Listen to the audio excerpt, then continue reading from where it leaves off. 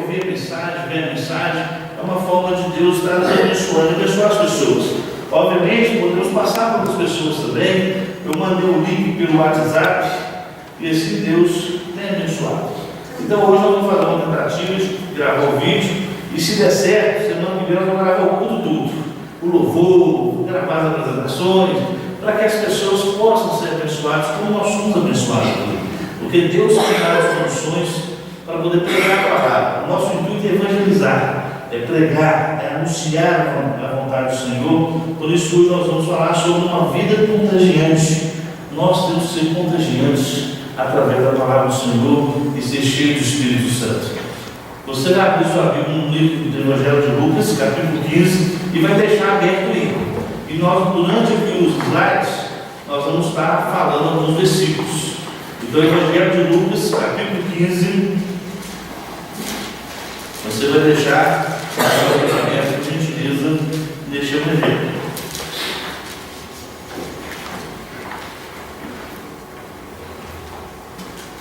Todos acharam? Maravilha. Vamos aguardar os que estão murmurando. Aleluia.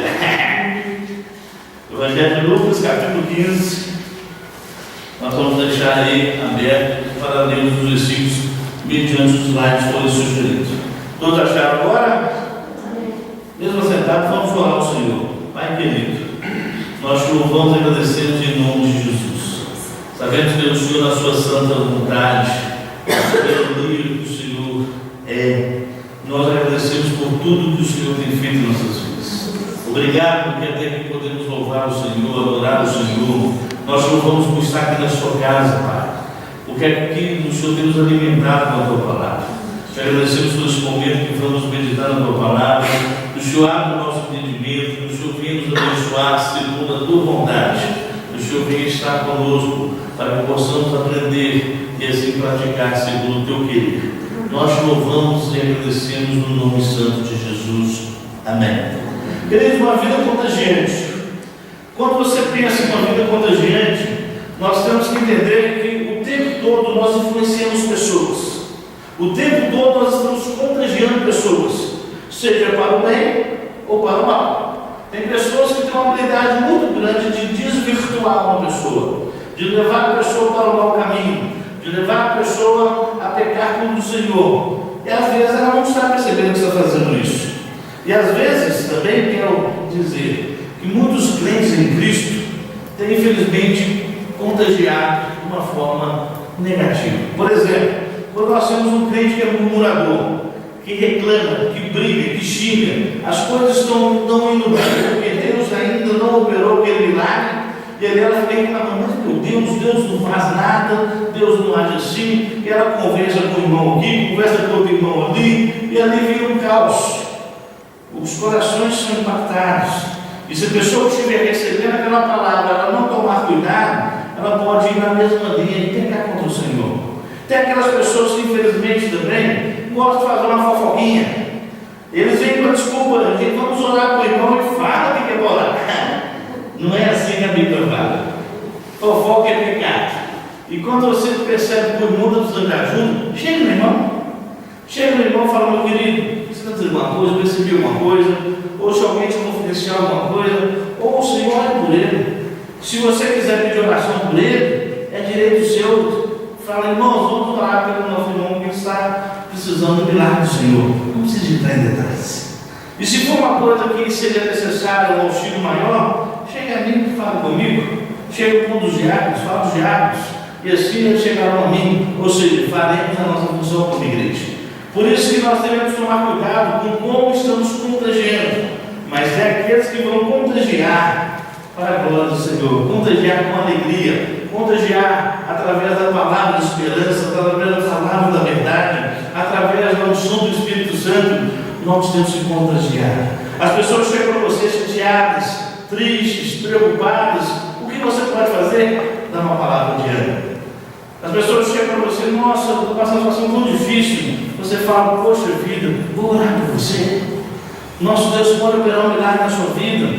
Através da palavra do Senhor, Ele pode restaurar, Ele pode transformar. E ali aquela pessoa sai animada. Você pode então contagiar você pode levar a palavra, mas todos nós temos que contagiar. E temos aqueles que são neutros, nem por um lado e nem por outro lado. Esse também não presta nada. Por quê? Porque nós temos a indicação do Senhor: ide, fazer discípulos, ide, pregar o Evangelho, ide, contagiar as pessoas. Nós temos que fazer. Estou fazendo aqui uma alusão ao que está em Apocalipse, né? Aquele que é crente, ou seja, quente, aquele que é frio ou morto. O morno vai ser vomitado, e o frio, se ele não esquentar, ele vai ser posto para fora no dia do juízo. Ou seja, temos que ser quentes. Porque tem muitas pessoas que pensam assim: se eu só for frio, tá bom. Não, não tá bom não. Você tem que ser só quente. Em Cristo só tem quente. Frio ou morno será lançado fora. Então, como é que está a sua vida? Como é que está o seu momento de contagiar as pessoas? Você está contagiando? Você perde os outros pegam fogo diante de você? Para a glória do Senhor, você consegue? A pessoa chega triste, mas sai alegre. Ela chega preocupada, ela sai renovada no Senhor. Como anda a sua vida? Diz ali então: eu lhes digo que da mesma forma há alegria na presença dos anjos de Deus por um pecador que se arrepende. Lucas 15:10. Esta é a maior graça que podemos receber do Senhor. O fato de nós levarmos o Evangelho, a pessoa entender a palavra através do Espírito Santo, e o Espírito Santo é que vai convencer aquela pessoa. É ele que vai levar aquela pessoa a entender que ela é pecadora, ela vai entender que precisa de ser salva, ela vai entender que vai ter um juízo, um julgamento. Porque o Espírito Santo convence a pessoa do pecado, da justiça e do juízo. Mas quando isso acontece, Deus é tão maravilhoso que Ele diz: diante dos anjos de Deus há uma alegria. Quem faz festa então? O próprio Deus. Se está diante dos anjos, Deus ele se alegra. Ele se alegra porque você foi o instrumento dele. Você foi aquele que levou o Evangelho. E como é gostoso, nós ficamos tão alegres quando a gente vê uma pessoa que está com a vida destruída, que está com a família ali sendo realmente acabada, morta, realmente destruída. Você vê Deus restaurando, é muita alegria. Uns dias atrás, eu estava pregando aqui pela manhã, eu citei de um dos rapazes que eu tive vontade de evangelizar, pastor Almir. Ele foi colega meu. Citei esse exemplo, falei sobre ele, que Deus deu para nós evangelizar. Ele arrependeu, foi para a igreja, virou pastor, de pastoreia. E naquele mesmo dia, ele foi pregar na igreja onde minha mãe está frequentando. E quando ele viu minha mãe, ele lembrou: olha, tem irmã Hilda. Ele disse: olha, o filho dela, Deus usou para me trazer à igreja. E eu sou grato à vida dele pela misericórdia de Deus. Como é gostoso isso, porque nós podemos contagiar. Quando você lembra a pessoa que você contagiou, aquela que você acompanhou, aquela que você discipulou, e aquela pessoa chega e passa por você e fala assim: esse aqui é meu pai na fé, essa aqui é minha mãe na fé. Como é gostoso isso. E além disso, nós sabemos que a Bíblia fala que nós teremos galardões, recompensas. Cada um receberá uma pedrinha especial da parte de Deus. Porque somos criação de Deus, realizada em Cristo Jesus, para fazermos boas obras, as quais Deus preparou antes para nós a praticarmos. Você foi projetado por Deus, eu fui projetado por Deus para fazer boas obras. E simplesmente fazer boas obras para que as pessoas vejam que você não. É para a glória do Senhor.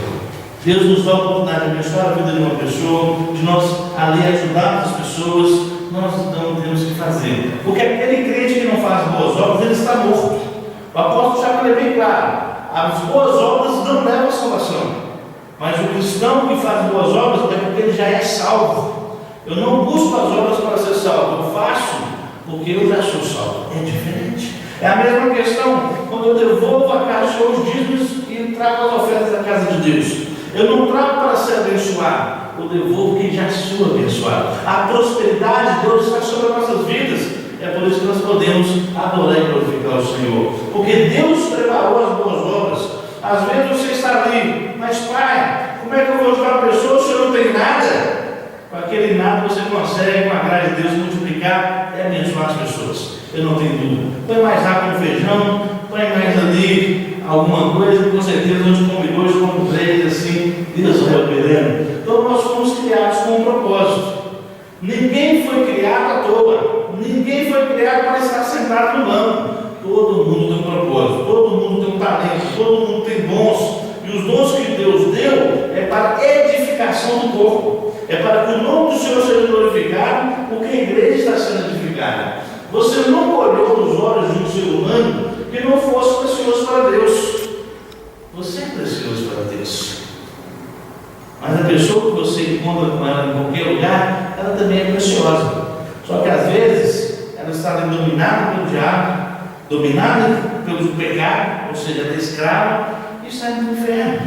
Mas aquele ser humano é precioso para o Senhor. Deus, através de Cristo, morreu para salvar. E Ele quer que você fale isso a ela. Quantas pessoas às vezes chegam para falar do amor de Deus e às vezes de uma forma atrapalhada, já coloca a pessoa em situação muito complicada. Eu fazia isso direto. Quando era novo convertido, eu mandava mais gente para o inferno que para o céu. Eu era bom de mandar os Jesus para o inferno. Eu começava a falar de Jesus para ele e eu não estava para o inferno.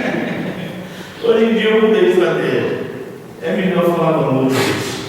Falar de Jesus ama você. Por que, queridos? A pessoa sabe que ela está no inferno.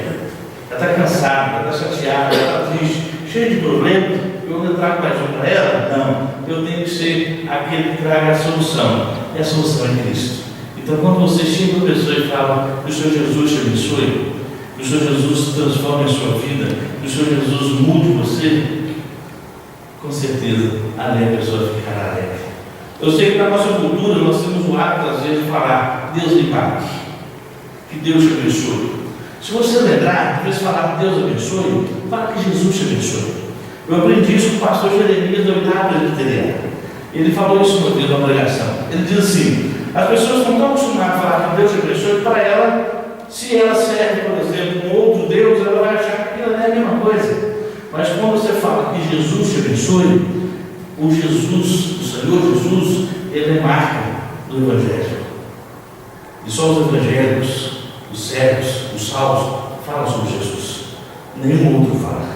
Então, quando nós falamos de Jesus te abençoe, de Jesus te transforma, de Jesus te dê vida, nós estamos falando claramente de quem nós somos e quem nós servimos. Então, nós temos que entender: se eu vejo que aquela pessoa é preciosa, que, como diz o próprio Jesus, uma alma vale mais do que o mundo inteiro, então eu vou orar por ela, eu vou chorar por ela, eu vou pregar para aquela pessoa, principalmente se for familiar nosso, porque muitos de nós, às vezes, nosso familiar está tão complicado, temos tanta dor de cabeça, que a gente quer que a pessoa longe, tem problema, vai ficar longe, mas vai por ela, não desista dela não. Isso não quer dizer que você precisa trazer para o capetinho, você não precisa não. Se for aquela pessoa complicada, problemática, receba bem, despache em nome de Jesus, como abençoa a vida dela. Vamos buscar quem nós vamos buscar? Espiritualmente confusos. Tem muitas pessoas que estão confusas. Elas não sabem o que está diante delas. Quando Deus disse a Jonas: vá pregar em Nínive, e Jonas ele não quis pregar em Nínive, ele fugiu. Vocês lembram disso? Ele fugiu, tentou correr de Deus, ele não queria. Por quê? Ele queria que Nínive fosse destruída. Ele queria que aquelas pessoas fossem para o inferno. Por quê? Porque aquelas pessoas no passado tinham destruído ali uma parte da cidade que ele vivia. Ele queria vingança. Ele sabia que se ele fosse pregar a palavra de Deus, as pessoas iriam poder arrepender. Ele não queria isso. E Deus iria perdoá-las. Ele não queria. Então o raciocínio foi: se eu não prego, eles não vão ouvir a palavra, eles não arrependem, eles vão morrer. Ótimo. Nem que eu pague o preço por isso. Ele tentou fazer isso, mas Deus não deixou. Deus então traz Jonas através de um grande peixe, joga na praia e ele vai lá: tá bom, Deus, eu vou pregar. Mas quando Jonas foi pregar, ele não foi levar aquela mensagem maravilhosa: ó povo de Nínive, Deus está irado com você, de repente vai ser salvo. Ele já falou assim: em 40 dias tudo vai ser destruído. Pronto. Que pregação é essa, né?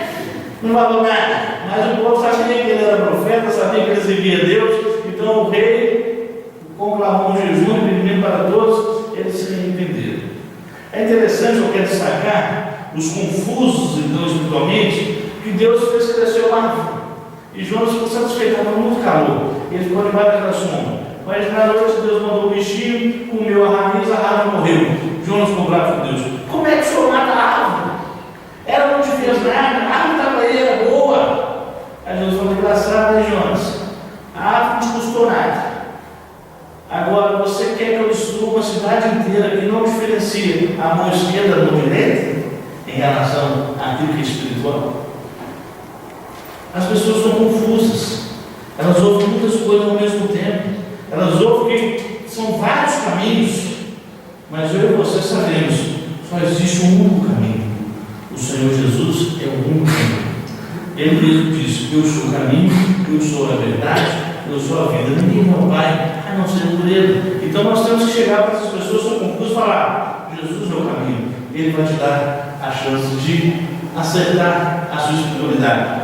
Visivelmente desejados. Tem pessoas que são desejadas, são marginalizadas. Tem pessoas que são realmente a escória da nossa sociedade. Nós temos que ir para esses também. Mesmo que eu não goste, mesmo que eu não queira, Jesus morreu por eles. Aqueles que estão financeiramente fracassados, tem pessoas que estão normalmente afundadas. Temos que ir atrás deles. Ah, mas eles não podem ajudar em nada. Nós não vamos interessados na ajuda de ninguém. O sucesso de Deus. Mas nós temos que levar para eles. Aqueles moralmente destruídos. Tem pessoas imorais. Imagina se o Senhor Jesus fosse olhar isso. Ele não tinha chegado a pregar para a mulher samaritana. Por dois motivos. Primeiro, ela era samaritana. E havia uma rixa entre judeus e samaritanos. Eles não podiam conversar. E ele não podia conversar com a mulher. Tanto é que ela disse isso. Depois você confere em João capítulo 4. A história dela está registrada lá. Ele conversa com ela e ela era moralmente incapaz. Porque ela já tinha tido 5 maridos e o atual não era marido, então ela era amante. Então moralmente ela estava destruída. Mas Jesus ele chegou para ela para restaurar a vida, para restituir a sua vida, para poder perdoar. Outro exemplo que nós podemos tirar é João capítulo 8. Aquela mulher adulta foi pega em adultério. As pessoas queriam apedrejar. Queriam também pegar Jesus. Mas Jesus disse, filha, vai e não peques mais. Ele acolheu qualquer um. Ele se sentava com pecadores. Porque ele mesmo diz em Lucas, eu não vim para os sãos, mas para os doentes. Todos aqueles que são doentes, nós temos que pregar. Aqueles que são emocionalmente alterados, arrebatados, nós temos que ajudá-los, arrebentados, arrebatados não, arrebentados. Tem pessoas que estão realmente numa vida ruim e precisam de ajuda. É a palavra de Deus é o caminho. Todos os brigantes e pecadores estavam se reunindo para ouvir. Mas os fariseus, os mestres da lei, criticavam. Este homem recebe pecadores e come com eles. Aí ele disse. Então Jesus contou a seguinte parábola. Versículo 1 a 3. Diz assim: qual de vocês que possuindo 100 ovelhas e perdendo uma, não deixa 99 no campo e vai atrás da ovelha perdida até encontrar? E quando a encontra, coloca alegremente nos ombros e vai para casa. Ao chegar, reúne seus amigos e vizinhos e diz: alegrem-se comigo, pois encontrei uma ovelha perdida. Eu lhes digo que da mesma forma haverá mais alegria no céu quando o pecador se arrepende, do que por 99 justos que não precisam se arrepender. Interessante isso. O Senhor Jesus ele valoriza uma pessoa. Se ele não valorizasse uma pessoa, eu não estaria aqui e você também não. Mas ele valoriza. Ele mesmo diz: uma alma para ele vale mais do que o mundo inteiro. Então, meus amados, meus queridos e queridas, nós não podemos perder isso de foco. Nós temos que investir em pessoas, temos que investir nas famílias, nós temos que ir atrás dos pecadores. Imagina que a pessoa que foi atrás de você tivesse desistido de você, onde você estaria hoje? Imagina se os apóstolos não tivessem topado essa empreitada. Depois que Jesus foi ao céu, eles se tentaram. De vez em fazer o que ele mandou, eles foram pescar. Jesus foi embora, agora já era. Eles foram pescar. Mas Jesus, ao ressuscitar, disse a eles: ouças, agora acabou, agora vamos trabalhar, já ensinei. Vocês vão receber o poder para poder pregar. Então não abre mão disso não.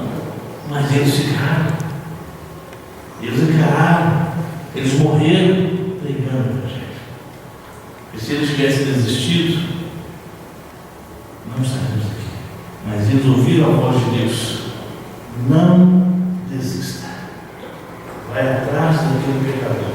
No nosso caso, vai atrás daqueles filhos da paz. Vamos atrás daqueles que precisam de paz no coração, que precisam de paz na vida, que precisam daquele lar ser restaurado. Vamos atrás deles. Outra palavra, o Senhor continua contando. Na sequência aí, ou qual é a mulher que, possuindo 10 dracmas e perdendo uma, não acende uma candeia, vai à casa e procura atentamente até encontrar? Enquanto encontra, reúne suas amigas e visitas e diz: alegre-se comigo, pois encontrei minha moeda perdida. Eu lhes digo que da mesma forma há alegria na presença dos anjos de Deus por um pecador que se arrepende. Novamente, o Senhor Jesus frisa de novo: precisamos de pregar, precisamos de buscar. Ou seja, temos que ter uma vida contagiante. Temos que, as pessoas, ao olharem para nós, elas têm que ver justamente esse Espírito de Cristo em nós. O apóstolo Paulo usa uma metáfora interessante. Ele fala que nós somos o perfume de Cristo. É gostoso estar perto de pessoas cheirosas, não é? É agradável.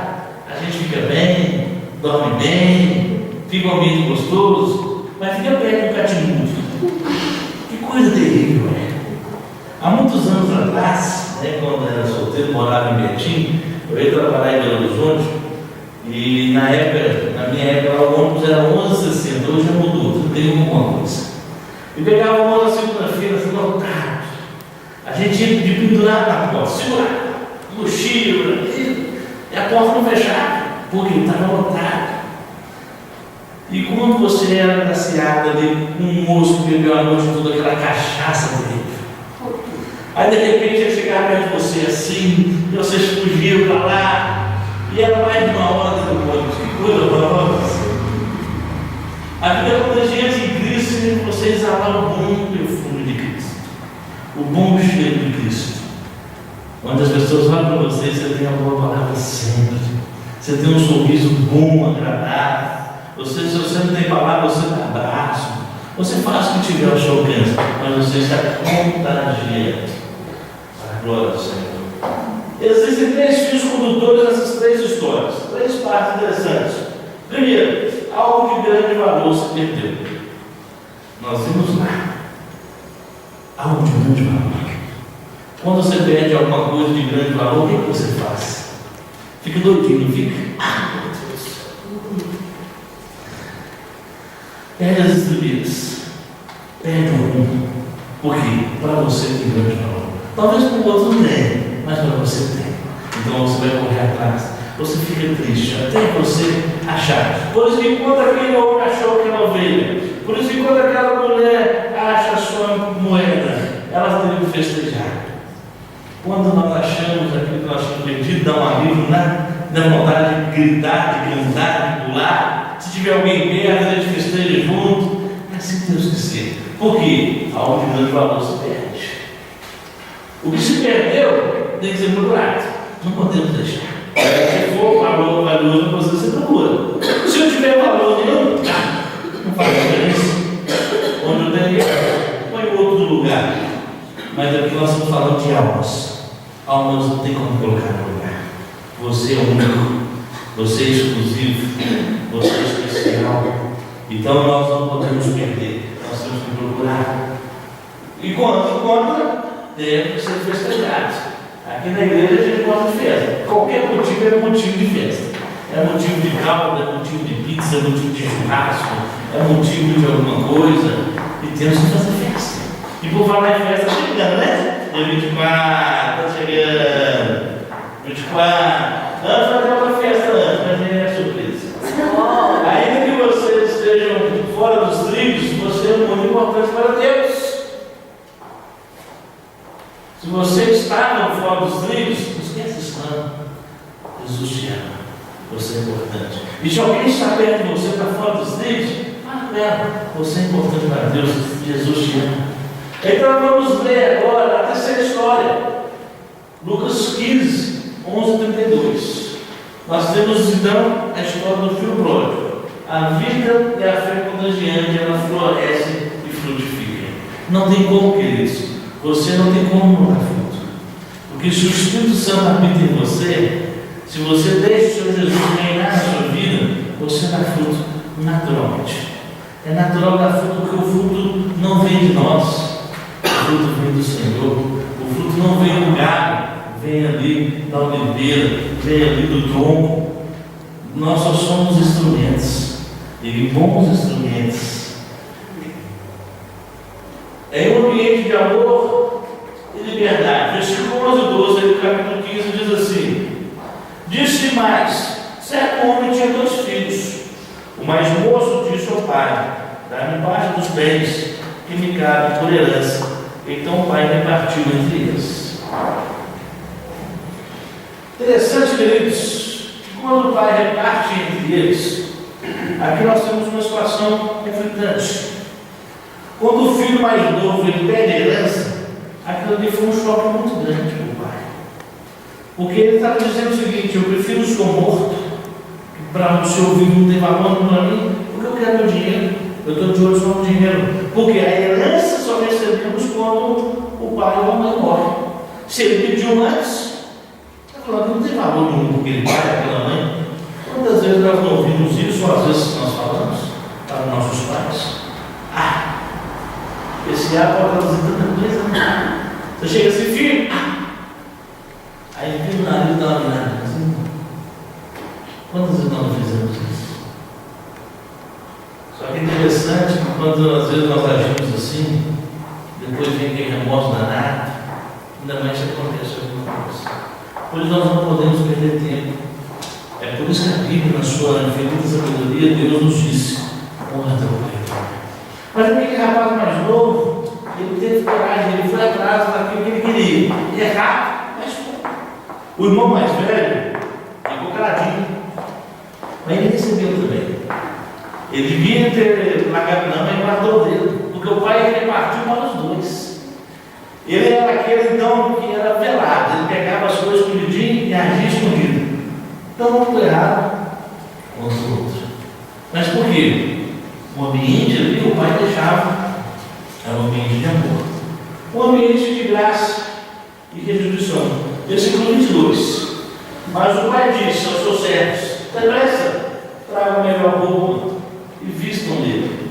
Coloque um anel em seu dedo e calçados em seus pés. O que aconteceu? Que os irmãos lembram da história. O rapaz ele saiu, pegou o dinheiro, se achava: eu sou o dono da verdade, eu sou o cara, e foi para longe. E gastou o dinheiro todo. Nessa hora, aparecem muitos amigos, não aparece? Quando você tem dinheiro no bolso, aparece um aqui, você paga um negocinho aqui, uma bebida ali. Como nós ficamos rodeados de amigos? Não, fulano de tal é o melhor. Você estufa o peito, você acha, né? Tenho vários amigos. Passou-se o tempo, houve uma crise naquele lugar. Ou seja, a crise não é só de agora não. Todo tempo tem crise. Teve fome. E ali, aqueles amigos que eles fizeram, sumiram todinhos. O rapaz não tinha dinheiro mais. Não tinha. Acabou o tudo. Começou a passar fome. E ele começou a procurar emprego para poder pagar o próprio sustento. A única coisa que ele achou era cuidar de porcos. Mas não recebia salário. Se ele quisesse comer a lavagem dos porcos, ele poderia. E aí ele se deparou com a situação, lutando no meio das lamas, rolando na lama com um pouco de lavagem. fala, ele caiu em si.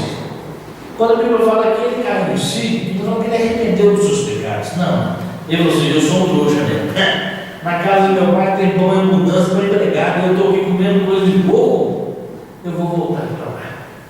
Pedi que ele me aceite como empregado, né? Eu vou comer alguma coisa. E ele foi e voltou. E Deus o surpreende. O Pai o surpreende, como Deus o surpreende sempre. Porque o Pai o recebe e faz festa. Ele fez uma linda festa. Ele restaurou, ele restituiu a vida daquele rapaz. O pai poderia ter dado uma bronca nele. Eu te avisei. Eu sabia que você ia perder o dinheiro todo. Mas o pai o amava. E quando o pai o viu, ele ficou tão feliz com o filho que ele achava que estava morto, voltou à vida. Ele mandou fazer uma festa. Ele mandou colocar um anel, colocar calçados e uma bela roupa. E fez uma grande festa. Versículo 23. Traga um novilho gordo e magro, vamos fazer uma festa e alegrarmos. E ele fez aquela festa maravilhosa, muita dança, muita música, e ali a festa estava comendo solto. De repente, chega o irmão mais velho, aquela menina. Ele chega, eu ambiente de restauração e vida, pois diz que meu filho estava morto, voltou à vida, estava perdido, foi achado, e começaram a festejar o seu regresso. Isso é verdade. A nossa igreja nunca será um cemitério de acontecimento. Aqui não. Já viu como é que o cemitério contagia as pessoas? Sai lá todo mundo em festa? Sai, festejando, pulando.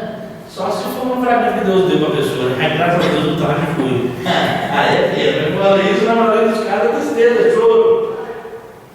Mas um ambiente de festa às vezes também traz confronto. Ou seja, um ambiente de confronto e do tratamento da inveja e do egoísmo. Por quê? O filho mais velho, ele chega e faz assim. Enquanto isso, o filho mais velho estava no campo. Quando se aproximou da casa, ouviu a música e a dança. Então chamou um dos servos e perguntou-lhe: o que está acontecendo? Ele respondeu: seu irmão voltou. E seu pai matou um novilho gordo. Não é qualquer novilho, foi o melhor. Porque o recebeu de volta são e salvo. O filho mais velho encheu-se de ira e não quis entrar. Então seu pai saiu, insistiu com ele, mas ele respondeu ao seu pai: olha, todos esses anos tenho trabalhado como um escravo no teu serviço e nunca desobedeci às tuas ordens, mas nunca me deste um cabrito para eu festejar com os meus amigos. Mas quando volto para casa, esse teu filho que esbanjou os teus bens com as prostitutas, mata um novilho gordo para ele. Vocês verem interessante, quando vocês lerem novamente a história, o momento que a Bíblia fala que gasta com prostituta, você é na cabeça do irmão. O irmão não inventou uma história. Gasta com prostituta, com menino. Ele pode gastar mesmo do nome, não, mas a Bíblia não fala. Aquele rapaz tinha que ter celebrado, ele tinha que ter se alegrado, mas não. Ele queria o quê? Tudo só para ele. Ele estava feliz do irmão ter sumido, e às vezes até morrido. Por quê? Alguma coisa naquele coração dele. É interessante, queridos, que quando o pai dele fala assim: mas meu filho, tudo que eu tenho é seu. Se você não pegou um animal para festejar, é que você não quis. Não entendo, você tinha direito. Mas vamos lá festejar, seu irmão voltou, ele está vivo. É um motivo de alegria. Para ele não. E a história é trazendo tudo isso para nós, vemos que o dia do Senhor, porém, ele virá como ladrão. Os céus desaparecerão com um grande estrondo. Os elementos serão desfeitos pelo calor e a terra, e tudo que nela será destruído. Visto que tudo será assim desfeito, que tipo de pessoas é necessário que vocês sejam? Vivam de maneira santa e piedosa. Diz o apóstolo Pedro, capítulo 3, versos 10 e 11 da segunda carta. É interessante que nós precisamos entender isso. A nossa vida aqui é temporal. Nós não temos como perder tempo, como diz o apóstolo Paulo, as coisas dessa terra, as coisas dessa vida. É muita bobagem para perder tempo. A gente gasta energia demais preocupados, ansiosos, com medo, sabendo que tem uma vida inteira pela frente, onde podemos frutificar, glorificar o Senhor, viver as bondades do Senhor. Perdemos tempo com picuinha, com besteiras, seja entre irmãos, entre marido, esposa, entre pais e filhos. É muita bobagem que a gente perde. Ai, isso é meu, deixa, isso é meu. Vamos festejar. Quando nós acordamos, o misericórdia do Senhor renovou, nos dando mais um dia para poder glorificá-lo, para usufruir da sua bondade e preparar para a sua volta. A cada dia a gente prepara para a volta dele. E quando nós vamos para o céu, só alegria. Mas o que Deus tem para nós é viver o céu aqui. A vontade do Pai é que a nossa casa seja uma extensão do céu, de paz, de amor, de alegria, e não de brigas, não de invejas, e não de egoísmo. Nós temos mais para festejar, nós temos mais para trabalhar. O ambiente tem que ser automaticamente discipulado e com maturidade espiritual. Versículo 31 e 32. Diz o Pai: meu filho, você está sempre comigo, tudo que é teu é seu, tudo que tem é seu. Você está chorando por quê? Você quer matar 10 novilhos? Mata, faz a sua festa. Mas não, eles viviam com a visão errada. Aí tem uma coisa bacana nisso. Quando a nossa visão está correta diante da palavra, quando nós entendemos quem Deus é e quem somos, entendemos que agora eu sou filho, não sou mais pecador, no sentido que os outros são, agora eu sou justificado e santificado pelo Senhor. Eu posso até pecar, mas é um acidente, não sou pecador mais. Eu sou justificado, eu fui regenerado, agora eu sou filho. E como filho de Deus, nós temos direito às bênçãos do Senhor. O apóstolo Paulo fala isso em Romanos 8,16. Quando ele diz: agora eu posso falar, Abba, Pai. Porque ele nos adotou, e com o Senhor Jesus ele foi glorificado, nós seremos glorificados, como ele foi ali perseguido, nós seremos perseguidos. Mas eu sou co-herdeiro em Cristo. O que é ser co-herdeiro? Eu tenho direito a uma herança. Então nós temos que viver como filhos. Então, quando eu tenho uma visão de filho e não de servo, de escravo, aquele jovem tem uma visão de escravo. Eu sou escravo, eu sou assim, eu sou aquilo outro. Esse simplesmente ele não usufruía das bênçãos que Deus tinha para lhe dar. Nossa conversão foi um milagre. E por isso nós temos que virar uma bomba nos planos de Satanás. O diabo quer que nós perdemos tempo, brigando, chateados, chorando, afastando do Senhor. Eu sei que tem coisas que são difíceis, mas vamos resolvê-las. Eu fiquei chateado, o senhor fala uma coisa comigo. Chega para mim e fala: vamos juntos orar e vamos resolver. Não há problema que não pode ser resolvido, se tivermos maturidade espiritual. Porque o diabo quer que tenha briga nisso. Mas não podemos viver simplesmente caluniando, brigando, viver de uma forma injusta. Porque bem-aventurado serão vocês quando por minha causa nos insultarem, os perseguirem e levantarem todo tipo de calúnia contra vocês. Alegres e regozijem-se, porque grande é a vossa recompensa nos céus. Pois da mesma forma perseguiram os profetas que viveram antes de vocês. Você será uma pessoa abençoada se você assim viver para a glória de Deus. Amém, queridos? Vamos orar.